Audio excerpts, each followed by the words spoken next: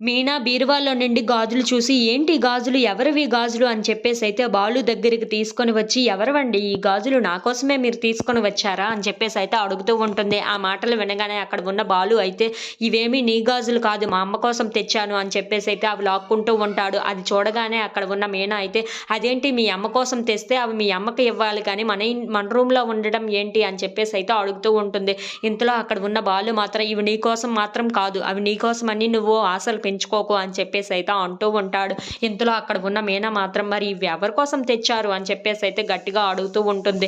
ఆ మాటలు వినగానే అక్కడ ఉన్న బాలు అయితే, "నా మీనా కోసం, అది పాత మీనా కోసం తెచ్చాను. నీ కోసం కాదు" అని చెప్పేసైతే అంటూ ఉంటాడు. "మరి ఇప్పుడు ఉన్న మీనా ఎవరు?" అని చెప్పేసైతే అడుగుతూ ఉంటుంది. ఆ మాటలు వినగానే అక్కడ ఉన్న బాలు మాత్రం, "నన్ను మోసం చేసిన మీనా, మా నాన్నని జైలుకి తీసుకొని వెళ్ళిన మీనా, అలాగే మా నాన్నని హాస్పిటల్ పాలు చేసిన మీనా మాత్రమే ఇప్పుడు ఉంది. ఆ మీనా ఇప్పుడు లేదు" అని చెప్పేసైతే అంటూ ఉంటాడు. ఆ మాటలు వినగానే అక్కడ ఉన్న మీనా అయితే చాలా బాధపడుతూ ఉంటుంది.